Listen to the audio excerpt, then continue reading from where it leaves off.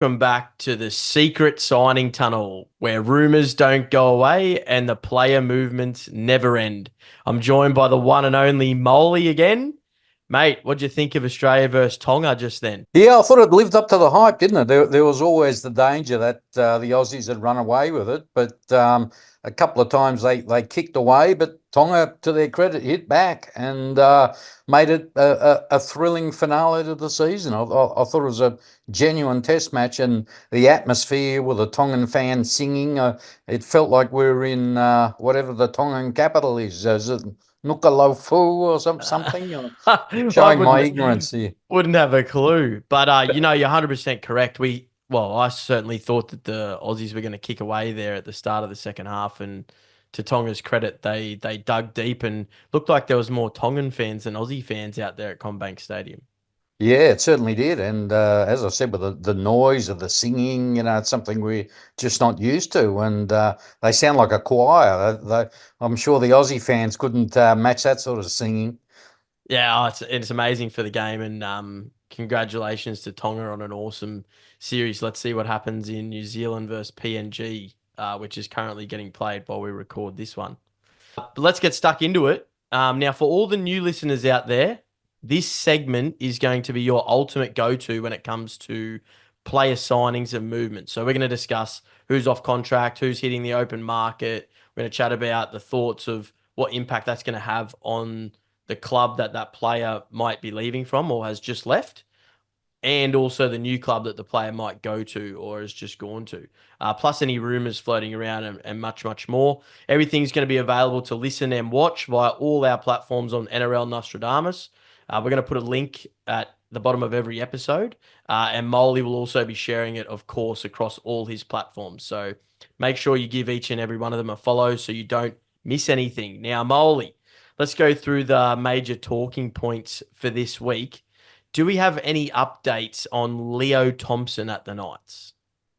No, but he is in high demand, I can tell you that. And the longer it drags on, I think the less chance he'll stay at the Knights. I spoke to Gus Gould at the Dogs because that's the rumour that won't go away. He said Mm, they haven't discussed him yet.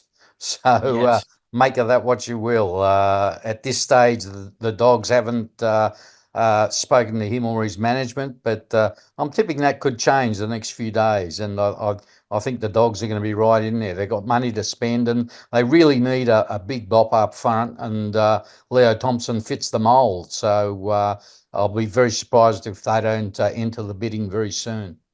Yeah, absolutely. There's certainly a few clubs that could do with some front rowers, which we're going to discuss a couple on today's episode. That being the Dragons, they're obviously on the lookout for another forward. Not that they've lost any stocks there, but they can certainly use a bit of a boost, and we know they've got some cash. West Tigers, look, let's get straight into that one. If they can offload Bateman from their books, that would certainly help. And also Bud Sullivan, as we spoke about last week, because they're certainly in the market for another forward. They got a bit of an aging forward pack. Stefano obviously going to the Storm. We spoke about last week. They could do with someone. And of course, the Dogs, which leads me to a viewer question from Evan. Is there any news on Terrell May to the Tigers? I know we briefly touched on it last week, but are you hearing any more there, Molly, on Terrell May? Well, he's like Leo Thompson, isn't he? Yeah. He's a big bopper, and there aren't many of them around. It's probably those two, and they're Yeah, with both. age on their side. Yeah, exactly. And they're both exciting prospects. I was quite frankly shocked when the Roosters decided to let Terrell May explore the market. And yeah, he'd be a great fit at the Tigers, the way he gets in there and rips and tears. And I think he sees it as an opportunity. If he goes there, he'd definitely be in the starting side. But the problem for the Tigers, as we've seen the last few seasons, managers don't want to send their players there because they don't want them adding a wooden spoon to their trophy cabinet. And, but the poor Tigers players have already got three and a good chance of making it four next season. So that's something Terrell May's going to have to weigh up as well as Leo Thompson. Yeah, absolutely. I mean, you mentioned the Tigers and, the chances of them getting a wooden spoon. Another question from Ryan Feen. Who do you think will be the first coach to get sacked next year? Yeah, I've got to say this. I don't like this question Yeah, because I get asked it a lot, and it's these guys. It's their livelihood. It's like absolutely. if someone started a thing, who's the first journo to get the sack, and it could be me, and I'd take it quite personally if it was. But the ones under pressure, I think Benji's under a fair bit of pressure. Most coaches get a honeymoon period. Under those circumstances, I think Shane Flanagan's under pressure, but I think he's allowed another bad year.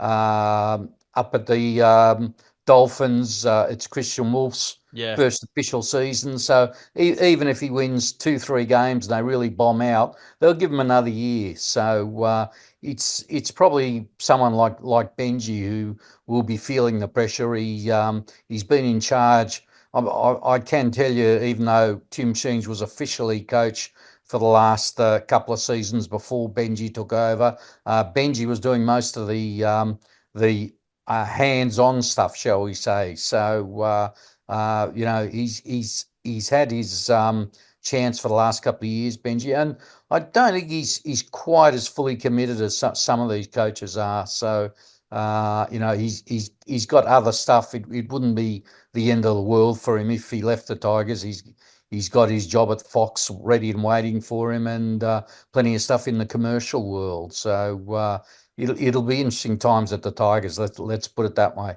yeah. Maybe he is just a factor in part of that rebuild and getting some of these younger players to potentially that next level for then a more experienced coach to take them into that top eight position potentially in the future. For Uh, sure. we'll soon find out after the first 10 rounds who's doing well and who's not, about who's under Yeah. pressure and who's on the chopping block. Speaking of chopping block, we mentioned Addo Carr was sacked from the Dogs. However, he has met with the Eels during the week. What are we hearing there? I'm hearing that they're the favourites to get him now.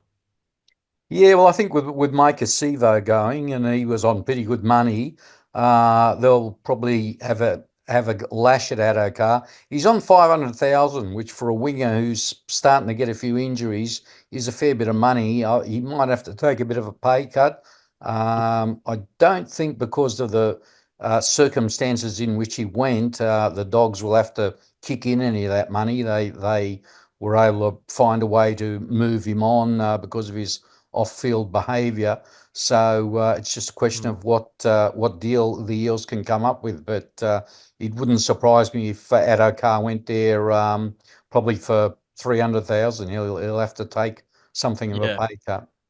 Well, look, you would think that the Eels have a little bit of money potentially up their sleeve at the moment. I know I certainly wouldn't be paying 500K for Addo Carr, but I think he would be a good signing for the Eels. In terms of the Bulldogs, though, they're building for something. I feel like something's brewing in the air. I know they're re-signing players, and we'll talk about one of those players now, Bronson Sherry. I believe he's about to re-sign. What gossip have you got there? Yeah, I actually spoke to Gus about 2, 3 weeks ago, and he said Sherry was overseas at that stage, but they were very keen to talk to him because they know he's going to be a player in demand. He's signed for next year, but now November 1's gone, he can talk to rival clubs for 2026. And look, after 4 years out, he was outstanding this year. I think he got about 10 tries. Was really strong for the Bulldogs. Showed he'd lost none of his pace. So he's high on their priority list. They want to sign him long term. Yeah. Now, speaking of signings that have actually happened that we haven't filled in any of the viewers and listeners on, we have Oregon Kafusi with a 1 year extension at the Sharks. Howepa Peru from the Raiders. He was a junior out at Penrith, coming through the system there. He's actually signed at the Sharks as well. So he'll add a little bit of depth to the front row. Josh Schuster from the Clouds. He signed a 1 year deal at the Rabbits. So let's hope that he can stay fit and potentially get an opportunity this year. I'm not sure which way the Rabbitohs are going with their halves pairing for this upcoming season with Lewis Dodd, I believe, coming over from the UK and being available there for Wayne.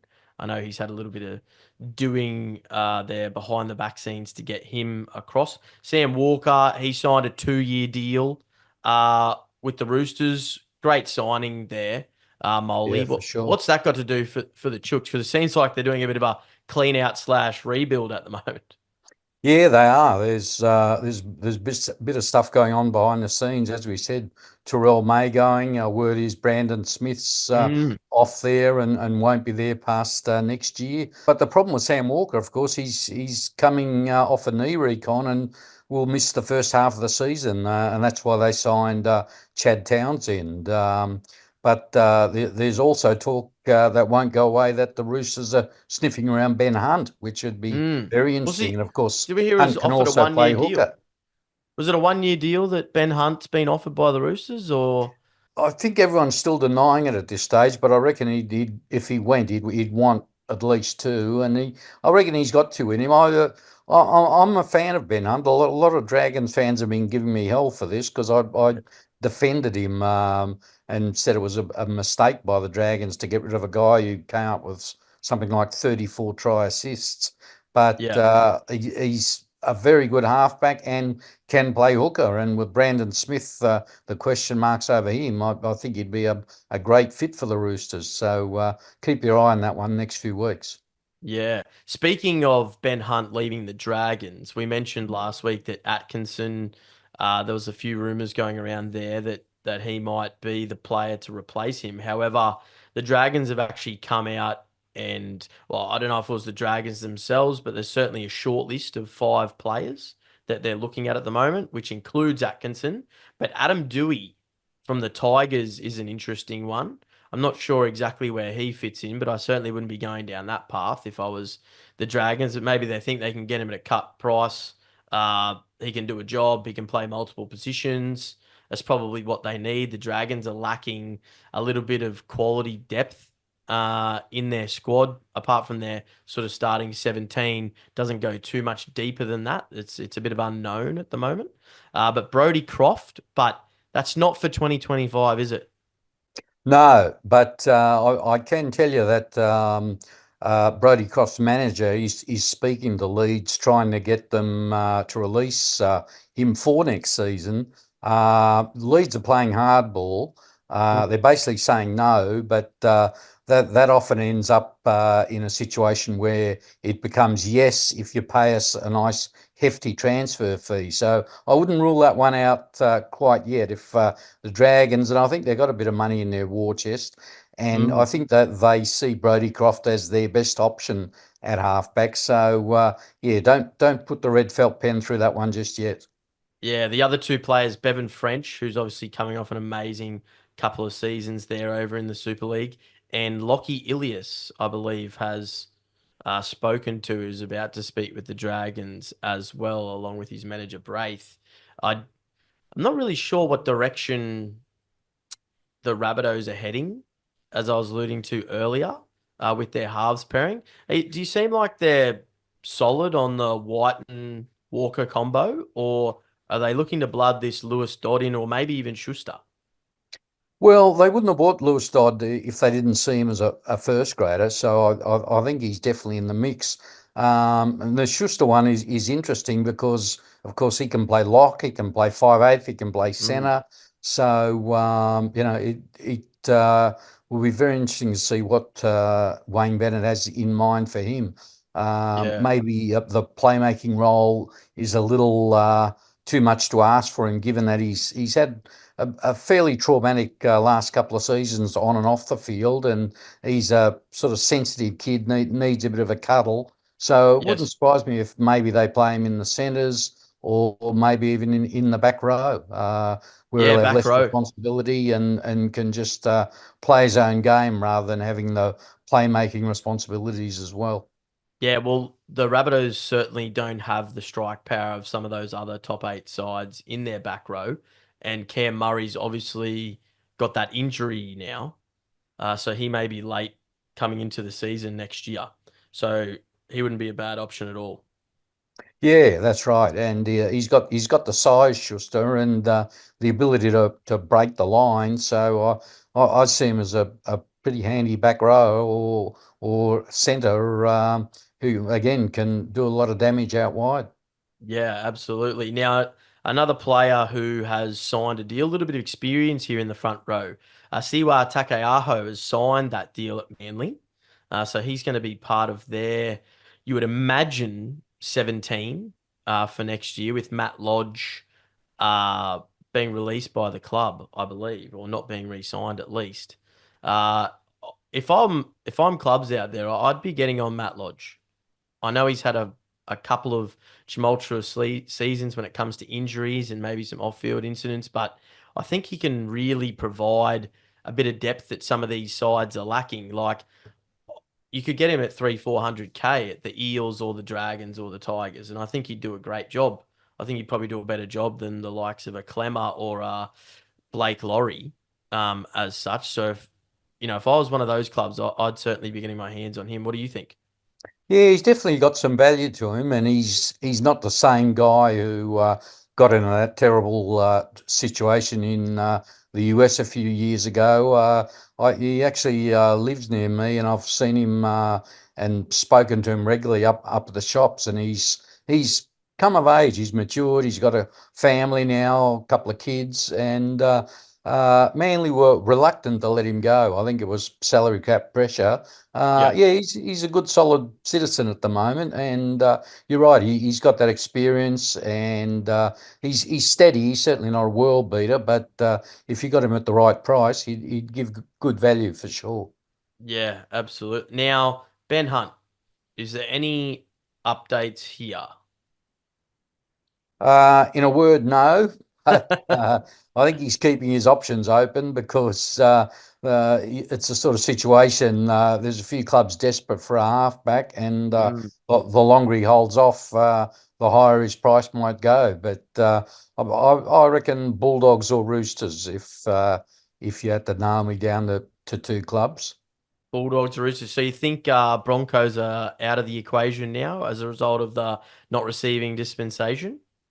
Well, you can never rule the Broncos out when it comes to signing a player, particularly when it's a Queenslander and a guy who started his career there. And I saw an interview with Ben Hunt where he said, I began at the Broncos at age 12 and wouldn't mind going back. So there's certainly an emotional attachment there. So yeah, we can't rule them out, but at this stage, I think the Bulldogs and Roosters will throw a bit more at him and.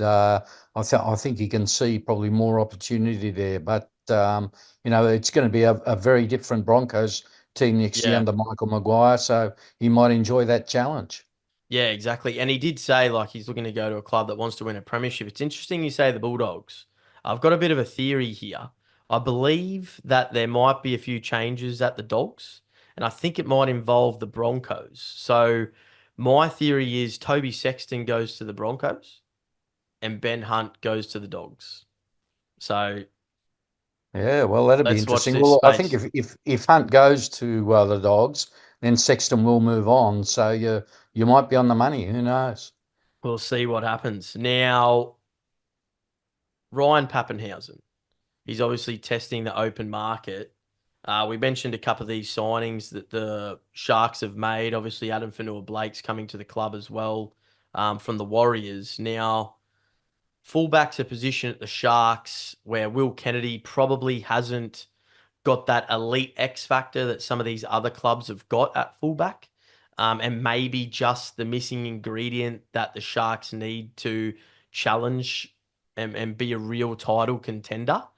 Can you see Pappenhausen ending up at the Sharks? Because the whispers around Will Kennedy seem to be continuing. Yeah, I've heard the same thing, and you put him along with Katoa and Mulatalo. It's a pretty formidable back three, isn't it? We saw Katoa look very strong today for Tonga. Mulatalo we know is a real showman. So you throw Pappenhausen in with those two, and the Sharks have got a back three probably equal to any in the comp. So, but he won't come cheap. That's of course the thing. And he's Yes. also it was interesting to hear Brandon Smith's comments about him having played alongside him for a few years. He sort of put a bit of a knock on him. Said he's a player who gets a few injuries and is a little bit fragile. He Mhm. said, which was quite Really? surprising. Yeah. And it'll be interesting to see how other clubs feel about that, because I know he's obviously had a bad run with injury, but this year he came good. But some players do have a history of injury and are always a bit of a risk. So I think he sort of fits into that category. I've sort of got to agree with Brandon Smith to some degree. Yeah, yeah. Well, look, watch this space, Molly. That sums up another week of the secret signing tunnel. This week was a little bit quieter on the news front, but plenty of rumours swirling. I dare say that this week will bring plenty of news. Disclaimer: any views or opinions represented in this podcast and or Facebook and social media pages are personal and belong solely to the podcast owners and do not represent those of people, institutions or organizations that the owners may or may not be associated with in a professional or personal capacity. Unless explicitly stated, any views or opinions are not intended to malign any religion, ethnic group, organization, club, company, or individual. All content provided on this podcast is for informational purposes only. The owners of this podcast make no representation as to the accuracy or completeness of any information on this site or found by following any link on this website. Owners will not be liable for any errors or omissions in this information, nor for the availability of this information. The owners will not be liable for any losses, injuries, or damages from the display or use of this information.